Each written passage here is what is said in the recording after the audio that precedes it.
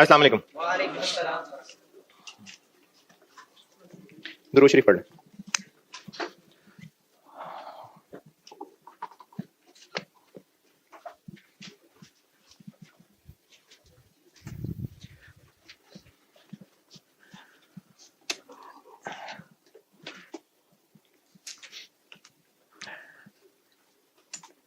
अच्छा, मैंने अभी कोई समरी वगैरह देखी नहीं है, तो एमएफए का रिजल्ट कैसा आया क्या आपका? 40 44 मेरा मुझे पता चलेगा आपको हफ्ते तक, तो 44.74। अच्छा, थोड़ा है, है? अच्छा, ये जो आप सामने लोग बैठे हुए हैं, कोई ना कोई पेपर तो रहा ही होगा शायद, कुछ का रहा है, मतलब रहा है ना, है तो अभी तो खैर मैं एमएफए ही पढ़ाने लगा आगे, लेकिन जो लोग पहले भी सेशन बैक में रहे हैं, तो अभी सीफएफ से फारिग हो जाऊंगा इंशाल्लाह हफ्ते तक, तो वो जो टॉक्स होती थी वो रिज्यूम करूंगा, और इस फ्राइडे को होपफुली मैं ही करूंगा, ये दुखी दिलों के लिए ही, उसी से ही रिलेट करके कोई टॉपिक सोचा है, तो वो इस फ्राइडे को करूंगा।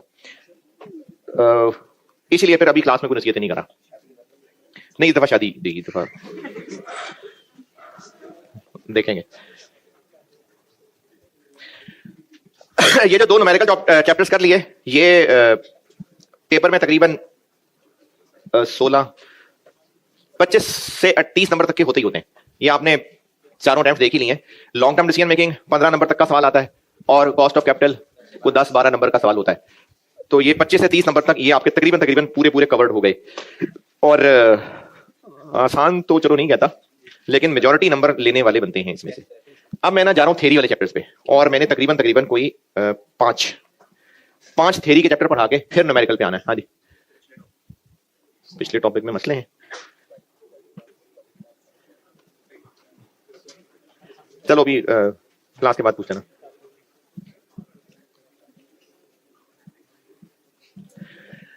अच्छा, थ्योरी वाले चैप्टर्स के लिए ना आपको अपना तरीका बता देता हूं।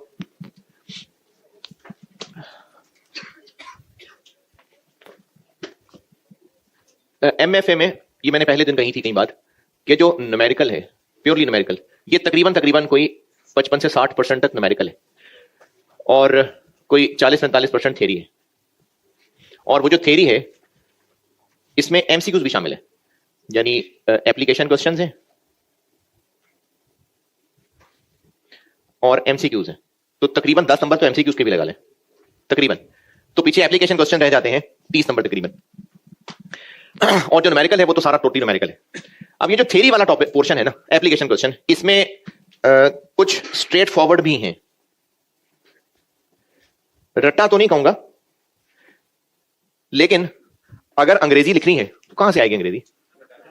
कहीं तो याद करना पड़ेगा ना। अभी हमारा जो बचपन से लेकर अब तक स्कूलिंग या बैकग्राउंड है, अभी तो सोचते भी उर्दू में ही है। अच्छा, कुछ अंग्रेज बच्चे भी होंगे, वो स्कूलिंग से ही है, कुछ होंगे, ज्यादातर उर्दू देसी बच्चे हैं, कुछ वो भी होंगे जिनके पेरेंट्स उनको अंग्रेज बनाने की कोशिश करते हैं, बेटे हैंड वॉश कर लो।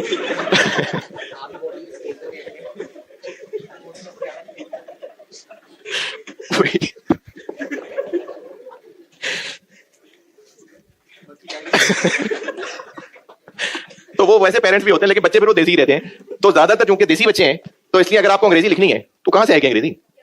याद करनी पड़ेगी। तो याद तो कुछ ना कुछ करना ही पड़ेगा, रट्टा नहीं है। हाँ, रट्टा नहीं है। अच्छा, याद करना और रट्टे में क्या फर्क होता है?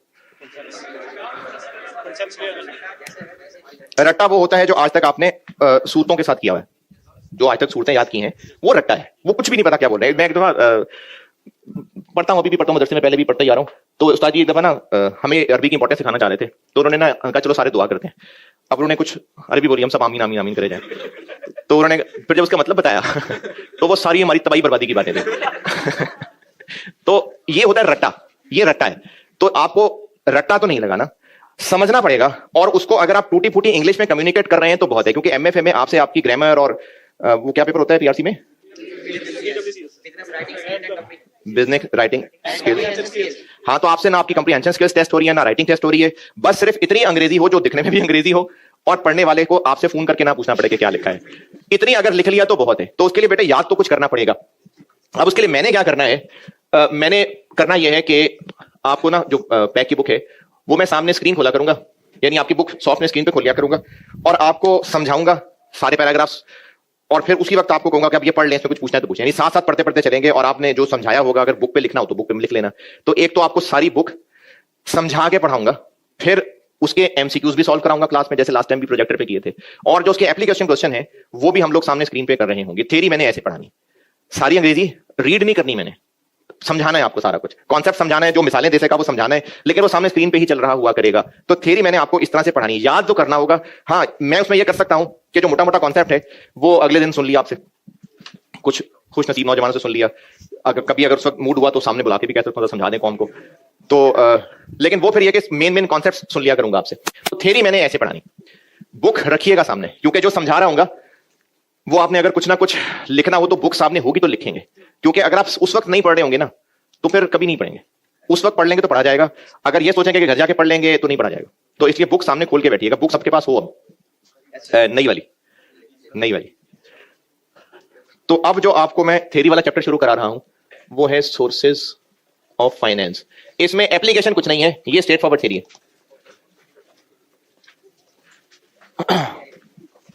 ये चैप्टर होगा पता नहीं कौन सा, 10।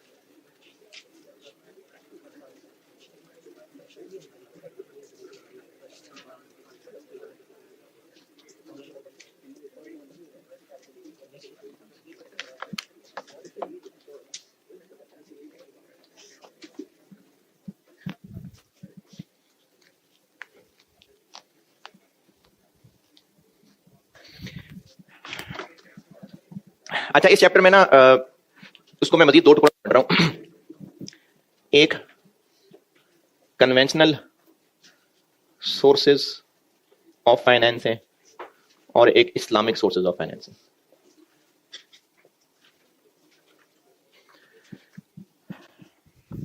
लास्ट टाइम मैंने ये किया था कि पहले ये पढ़ाया था तो 2 दिन में कौम इतनी बोर हो चुकी हुई थी कि जब आपको ये समझाना था बच्चों को तो उनका इंटरेस्ट इस चैप्टर में खत्म हो गया हुआ था, बोरिंग तो है।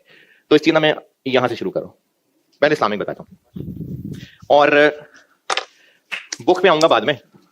पहले ना कुछ मोटी मोटी बातें इस्लामिक फाइनेंस से रिलेटेड कोशिश करते हैं आपको समझाने की। बुक पे बाद में आऊंगा, यानी अभी बुक नहीं, आज कल करूंगा बात इस पे।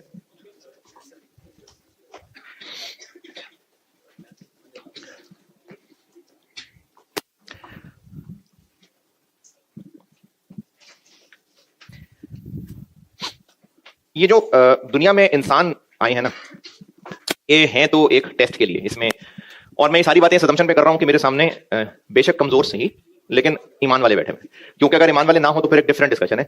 तो इसलिए उम्मीद इस assumption पे बात कर रहा हूं कि ईमान वाले, कमजोर सारे ही हैं, बहुत कमजोर हैं, लेकिन बेसिकली ईमान वाले। तो दुनिया की जो जिंदगी है ना वो एंड नहीं है। इंसान की टोटल लाइफ शुरू से लेके अब तक उनकी जो क्रिएशन है वो रूह की शक्ल में हुई है, यानी रूह क्रिएट हो गई। आलम अरवा, उसमें अल्लाह ताला ने कुरान पाक में भी जिक्र है, रूहों से पूछा भी कि क्या मैं तुम्हारा रब नहीं हूं? बिल्कुल। तो रूहों की क्रिएशन हो गई, मैं आप सब क्रिएट हो गए। उन रूहों को जो परफॉर्म करने के लिए एग्जामिनेशन हॉल मिला है वो दुनिया की जिंदगी। अब वो दुनिया की जिंदगी में कौन सी रूह कब आएगी ये तो अल्लाह ने प्लान किया है, कौन किसका बाप है कौन किसका बेटा है ये तो अल्लाह ने प्लान किया है, वरना रूहें तो पहले से क्रिएटेड है। इंसान को रूह की शक्ल में क्रिएट कर लिया गया था, लेकिन हमें वो मेमोरी में नहीं है, नहीं हमारी वो मेमोरी में नहीं है। मेमोरी में होता तो टेस्ट किस बात का होता। दुनिया में आ गए, अब दुनिया में ना रूह को जिस्म मिला है, और जिस्म मिला है तो फिर जिस्म की जरूरतें भी मिली हैं, और दुनिया में जो हमारा टेस्ट हो रहा है ना, हमारा टेस्ट इंडिविजुअल टेस्ट भी है और ग्रुप टेस्ट भी है।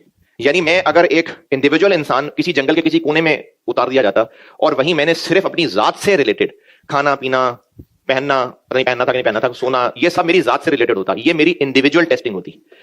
इंसान की दुनिया में टेस्टिंग इंडिविजुअल टेस्टिंग भी है, ग्रुप टेस्टिंग भी है, इसलिए इंसान सोसाइटीज की शक्ल में रहते हैं। ये शुरू से ऐसे ही है। मतलब हज़रत आदम अलैहिस्सलाम को जब अल्लाह ताला ने कसरत से औलाद दी तो वो सब इकट्ठे ही थे सोसाइटी की शक्ल में। अभी आजकल की बात कर लूं तो कुछ हमारे ब्लड रिलेशंस हैं बिल्कुल ही फर्स्ट, यानी माँ बाप, बहन भाई, औलाद, फिर उनके उन्हीं से कनेक्टेड चचा ताया, मामू, खाला, फूफो, दादा दादी, नाना नानी, ये रिलेशन बन गए, ये हो गए रिलेटिव्स। फिर अल्लाह ताला ने दुनिया में इंसानों की जरूरतों को एक दूसरे से जोड़ दिया। जैसे किसान, तो सारे किसान तो नहीं होंगे, तो कोई किसान होगा और उसने प्रोडक्शन करके लोगों तक पहुंचाना है। फिर सब तो गंदम नहीं खाएंगे, कोई आटा बनाने वाला भी होगा, तो फिर किसी ने फ्लोर मिल लगा ली। अच्छा, अब आटा बना लिया तो आटा क्या सारे वहां झोलियां भर भर के लेके जाएं, सारों तक पहुंचाएं कैसे? तो डिस्ट्रीब्यूशन चैनल बन गए, यानी सारी जरूरतें आपस में दूसरे के साथ लिंक हो गई। तो मेरे आपकी जो टेस्टिंग हो रही है ना, वो हमारी इंडिविजुअल लाइफ पे भी हो रही है और सोसाइटी में हमारे रोल पे भी हो रही है। चूंकि सोसाइटी हुई तो शुरू से ही ऐसे चलता था, कुछ कबीले बन जाते थे, उनका कोई ना कोई लीडर होता था। ये शुरू में इंसान की फितरत है, उसने कोई लीडर बनाना होता है, और आगे चलते गए मुल्क बनते गए, उनके लीडर्स बनना शुरू हो गए, उनकी हुकूमतें बननी शुरू हो गई। अब आज क्या हो रहा है, एक हमारी जाती जिंदगी है जिसके अहकाम और हैं, उनको मानना है। एक हमारी अपने रिश्तेदारों के अंदर ड्यूटी है, जैसे मैं इस वक्त एक बाप हूं, एक शौहर हूं, एक भाई हूं, दामाद हूं, ये हो गए रिश्ते। और वालिदैन हयात नहीं है तो बेटे वाला रोल खत्म हो गया, वालिदैन हयात होते तो बेटे का रोल भी होता। आप लोग अभी औलाद हैं तो आप पे बेटे बेटी का रोल है, बहन भाई हैं, ये आपके डायरेक्ट रिश्तों, इनमें भी मेरी और आपकी टेस्टिंग हो रही है। फिर जब आप किसी माशरे के रोल में हैं, जैसे आप जहां रहते हैं तो आपका हमसाये भी कोई होंगे, तो हमसाये के साथ भी हमारी टेस्टिंग हो रही है। फिर अगर कहीं कोई चीज खरीदते हैं तो फिर हमारा रोल एक ग्राहक का रोल बन गया, कस्टमर का, और जो चीज बेच रहा है वो सेलर हो गया। तो अल्लाह ताला ने सोसाइटी के अंदर हमारे इंडिविजुअल और ग्रुप टेस्ट सारे रखे हुए हैं। ये जो दीन इस्लाम है ना, दीन, ये अल्लाह के नजदीक कंप्लीट सिस्टम ऑफ लाइफ है, और सिर्फ इंडिविजुअल्स की नहीं, सोसाइटी की लाइफ का भी पूरा सिस्टम है, जिसमें आप इसकी फाइनेंशियल डीलिंग्स भी शामिल हैं, रिश्तेदारियों के तरीके भी शामिल हैं, निकाह, औलाद के मसाइल, विरासत के मसाइल, ये सारे भी शामिल हैं, एक दूसरे के हकूक की हिफाजत करना, जुर्म है तो उनकी सजाएं भी शामिल हैं, पूरा लाइफ है। और चूंकि हम लोग फाइनेंस के लोग हैं तो फाइनेंस की डीलिंग्स की भी गाइडेंस इस्लाम में मौजूद है। हाँ, कुछ चीजें ऐसी होंगी जो बेसिक प्रिंसिपल्स अनाउंस्ड होंगे, आप सल्लल्लाहु अलैहि वसल्लम की जिंदगी से उनकी एप्लीकेशन मिलती होगी। फिर उसके बाद जो दीन के एक्सपर्ट्स हैं, जिनको फकीह कहते हैं, फिक, गौर फिक्र करने को कहेंगे, उन्होंने फिर जैसे जिंदगी आगे बढ़ती जाएगी उनको फिर अप्लाई करना होगा। जैसे जैसे नई ट्रांजेक्शन बनती जाती होंगी, जैसे अब ये जो, मेरी इस पे कोई खास डिटेल वर्किंग नहीं है, मुझे कुछ नहीं पता, मुझसे पूछेगा भी नहीं, ये जो बिटकॉइन चॉइन और ये इस तरह की चीजें, क्रिप्टो, मेरी इस पे कोई वर्किंग नहीं है, इसलिए मुझे नहीं पता। अब ये भी एक नई चीज हुई। फिर ये जो ऑनलाइन ट्रांजेक्शन, जब बैंकिंग सिस्टम शुरू होते होंगे, जब बैंक्स बने होंगे, तो जैसे जैसे फाइनेंशियल ट्रांजेक्शन की शक्ल बदलती जा रही होगी, तो वो उलमा, फुकहा, जिनकी ग्रिप होगी इस्लामिक प्रिंसिपल्स के ऊपर, वो उस प्रिंसिपल्स की बेस पे इन ट्रांजैक्शंस में से हल निकालते होंगे। तो इस्लाम जहां एक पूरा system of individual life, family life है ना, वहां एक इस्लाम पूरा सिस्टम ऑफ फाइनेंशियल ट्रांजैक्शंस भी है। पहले तो हमें इस बात को मानना होगा, जो हम में से अक्सर लोग नहीं मानते। हम लोगों ने इस्लाम को एक मजहब जरूर लिया है अपने वालिदैन से, और उसको रखा है पाकी नापाकी की हद तक, या खाने पीने के हलाल हराम तक, या चलो किसी हद तक इखलाक में ले लिया।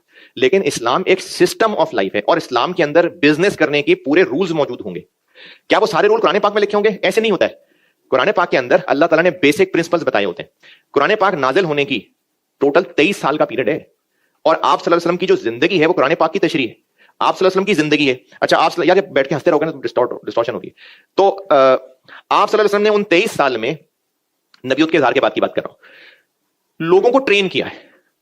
अच्छा, अब आपको मसलकी इख्तलाफ हो सकता है, इसलिए मुझे नाम भी नहीं लेने चाहिए साहबा के, लेकिन बहरहाल आप सल्लम पे पूरा खानदान है, सहाबा हैं, ये सब आप सल्लम ने इनको ट्रेन किया है। और उस वक्त आप सल्लल्लाहु अलैहि वसल्लम ने को किताब हाथ से नहीं लिखी है, आप सल्लम की सारी जिंदगी और उनके ट्रेन किए हुए लोग, ये आगे दीन ने फैलना है। तो इस्लामिक प्रिंसिपल्स में सिर्फ कुरान पाक नहीं होता, कुरान भी है, आप सल्लम के फरमान भी हैं, आप सल्लम की सुन्नत भी है। एक होता है आप सल्लल्लाहु अलैहि वसल्लम का फरमाना, और एक होता है आप सल्लम का कोई एक्शन। ये सब आप सल्लम की जिंदगी से हमें मिलता है। फिर आप सल्लल्लाहु अलैहि वसल्लम के जो ट्रेंड लोग हैं, फिर उनकी जिंदगी है। तो इस्लाम ऐसे आगे चला है। तो ये जो फाइनेंस है ना बेटे, ये इस्लाम के अंदर बिल्कुल है, बिल्कुल है। बिजनेस इस्लाम में बहुत प्रमोट किया गया है, और जो इनिशियल दौर है इस्लाम का, उसमें बिजनेसेस ही बहुत ज्यादा थे। फैक्ट्रियां तो उस तरह से बहुत ज्यादा नहीं थी, मैन्युफैक्चरिंग ऑब्वियसली थी, मैन्युफैक्चरिंग ऑब्वियसली, कपड़े बनते ही थे ना, चीजें बनती नहीं, मैन्युफैक्चरिंग भी थी, ट्रेडिंग बहुत ज्यादा थी। वो जो उस वक्त मक्का जो हब था वो ट्रेडिंग थी वहां पर, तो बिजनेसेस बहुत ज्यादा थे, एग्रीकल्चर बहुत ज्यादा था। तो इसलिए इस्लाम में बिजनेस का, फाइनेंस का कॉन्सेप्ट बिल्कुल है। तो पहली बात तो मैं आपको यह बताना चाह रहा हूं कि अपने दिमागों से ना यह बात निकाल देना कि इस्लाम ने कमाने के बारे में, बिजनेस के फाइनेंस को डील करने के बारे में कोई गाइडेंस नहीं दी। नहीं, ये गलत है बात, बिल्कुल गाइडेंस मौजूद है, हम तक पहुंचती नहीं है चीजें क्योंकि हम ढूंढते नहीं है। तो एक बात तो ये। दूसरी बात कि मैं आपको इस वक्त मजबूरी है कि एक छोटे से 5-7 नंबर के एमसीक्यूज की ही तैयारी करवा रहा हूं, तो इस पे मैं आधे घंटे से ज्यादा क्या बोल लूंगा। तो इसलिए मैं सिर्फ जो मोटे मोटे बेसिक प्रिंसिपल्स है ना वो आपको जरूर बता देता हूं। कल फिर मैं चैप्टर पे जब आऊंगा तो उसमें मुराबाहा और मुदारबन की बातें कर लेंगे। उन गुड्स या सर्विसेज का बेचना हराम है जो गुड्स इटसेल्फ हराम है। मैं आपको ना मोटी मोटी को 3-4 बातें बता रहा हूं क्योंकि डिटेल फाइनेंस तो हम लोग नहीं पढ़ रहे, लेकिन मैं ये चाहता हूं कि कुछ ना कुछ बेसिक चीजें आप तक पहुंचे। तो एक तो ये जो गुड्स यानी जो चीजें फिजिकली ही हराम है उनके बिजनेसेस भी हराम है। जैसे अगर कोई शराब बड़े साफ सुथरी पैकिंग में पैक करता है, वुजू करके पैक करता है, फिर उसके ऊपर दुआएं भी पढ़ के फूंक देता है और गरीबों को खाना भी खिला देता है, तो शराब का बिजनेस हराम ही रहेगा, वो हलाल नहीं हो जाएगा। तो जो प्रोडक्ट इटसेल्फ हराम चीज है उनके बिजनेसेस भी हराम है। इस पे इरादा तो है, जो लोग पिछले सेशन में वो बयान वगैरह अटेंड करते रहे, तो प्लान, मुस्लिम अकाउंटेंट प्लान जरूर है मेरा, कोई 2 एपिसोड्स का, मेरा और अतीक का मिला के हम इस पे अगर इंटरेस्ट में कोई सेशन कर सकें तो। वो भी इतना ज्यादा डिटेल नहीं हो सकेगा क्योंकि बहुत बड़ा टॉपिक है, लेकिन इस चैप्टर में चूंकि इस्लामिक फाइनेंस है तो आपको इसलिए छोटी छोटी चीजों का इंट्रोडक्शन दे रहा हूं। जब कोई बिजनेस में पैसा इन्वेस्ट करते हैं ना, तो जितने भी इस्लाम के रूल्स है ना, जनरली एक होता है कानून इतना अच्छा कि मुजरिम फौरन पकड़ा जाए कि बड़ा जबरदस्त कानून है, पुलिस का निजाम बड़ा अच्छा है। इससे भी बेहतर निजाम वो होगा जहां जुर्म ही ना हो, क्योंकि इतने ज्यादा प्रिवेंटिव मेजर्स होंगे कि जुर्म ही नहीं होगा। तो इस्लाम प्रिवेंशन बेस्ड लॉ है, प्रिवेंशन ही इतनी ज्यादा है कि अगर उनको फॉलो कर लें तो जुर्म ही नहीं होगा। हाँ, अगर हो जाए तो फिर करेक्शंस भी हैं, लेकिन प्रिवेंशन बहुत ज्यादा है। तो हम लोग ना बहुत सारी छोटी छोटी आदत अपने जिंदगी में काम ये कर रहे होते हैं कि हम कोई भी चीज खरीदते बेचते अनसर्टेनिटी रख रहे होते हैं, ये सही नहीं है। अगर अब तो खैर ये इन ड्राइव और उबर करीम से ये मामला हल हो गया, लेकिन पहले जब रक्षे वाले से कभी बात करनी हो, कभी को रक्षे का सफर तो किया होगा, तो वो कहेगा जी कि जिमें कहोगे कर लांगे, और आप बैठ गए। ये सही नहीं है, ये सही नहीं है। तय करना चाहिए, बिल्कुल तय करना चाहिए। और ये जो सवारी है ना वो इधर ही जाना है, और वो जब इधर ही जाएगा तो वो इधर से उधर हो जाएगा। अच्छा, अपनी तरफ से सवारी को पता है कि इधर ही तो है, और वो जिसको इधर ही समझ रहा है वो बहुत ज्यादा गलियों का फासला है। तो ये चीजें, इस तरह की ट्रांजेक्शन इबाम रखना, उनमें एम्बिग्विटीज रखना, ये भी चीजें जायज नहीं है, फेयर नहीं है ये। तो इस्लाम के अंदर बिजनेस डीलिंग्स के लिए, फाइनेंशियल डीलिंग्स के लिए जितने भी रूल्स बनाए गए हैं ना, उनमें इस चीज को सामने रखा गया है कि किसी के साथ नाइंसाफी, ज्यादती नहीं होनी चाहिए, कल को झगड़े बढ़ जाएं इसके भी रिस्क नहीं रहना चाहिए।